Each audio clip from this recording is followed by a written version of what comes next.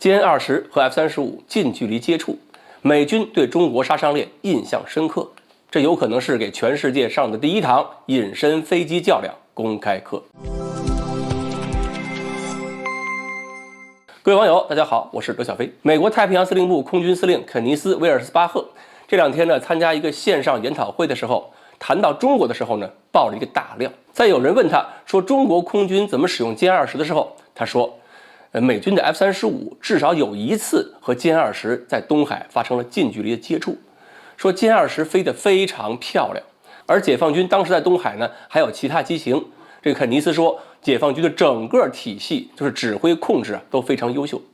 他说，中国的空警500在空对空远程作战杀伤链中扮演了至关重要的关键性作用。他的话其实不多，但是信息量非常大。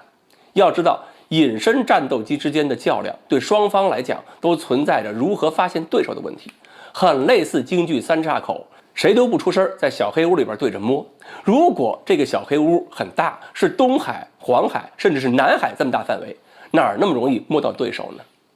这次双方隐身战斗机近距离接触不可能是凭运气的，只能是在一个完整的侦察体系下，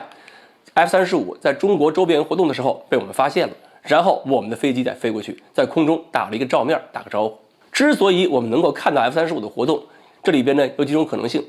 一种是和平时期常见的军用飞机通常会主动公布航迹，那么即使另一方不用雷达，也能知道这架飞机飞到什么位置上去了。美军的轰炸机经常这么干，就是为了亮个相，发挥一下战略威慑作用。F-35也一样，平时调动的时候呢，一般都开着 ADS-B 信号，那个网上你下个 APP 都能知道它飞哪儿去了。但是既然美国说对中国的指挥控制系统印象深刻，说明就不是通过 ADS-B 找 F-35这么简单了。同样道理，如果 F-35使用了龙波透镜，增加自己的雷达反射面积，掩盖自己真实的雷达反射特征，那么我们各种雷达找到它也太正常了，貌似也不足以让美军有什么特别深刻的印象。那么我觉得能让美军如此关注中国的指挥控制体系，说干得非常漂亮，最大可能就是我们的地面雷达预警机组成的预警网络提前发现了 F-35，并且引导歼20靠近，对 F-35进行了一次抵近识别任务。所以肯尼斯说的空对空杀伤链是从战场态势感知、信息分发，一直到歼20靠近目标之后，用自己的红外传感器搜索目标，形成了一条完整的链路。而这个链条显然已经能让美军的 F-35在中国周边失去隐身的优势。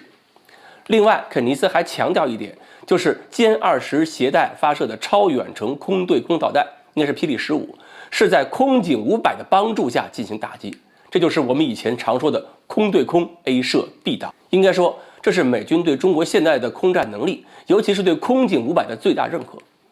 肯尼斯也表示了要好好琢磨一下怎么对付中国这种杀伤链。毕竟 F-35、B-21这些隐身飞机都是美军最重要的战场支柱之一啊。如果这些隐身支柱失去了独有优势，那么动不动屁股后边还出现几架歼20，美国就打不了几十年来习惯的技术性碾压战争，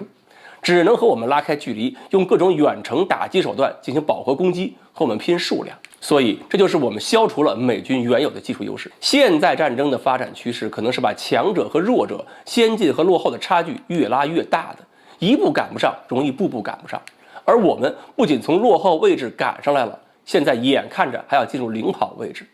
那么大家真的要对大家熟悉的几个研究所，还有那些在相关理论引领发展的那些真正的专家说一声谢谢了。好，关于这次双方隐身飞机的东海双雄会，今天呢我们就聊到这里，欢迎大家继续关注我们的栏目，我们下期再聊。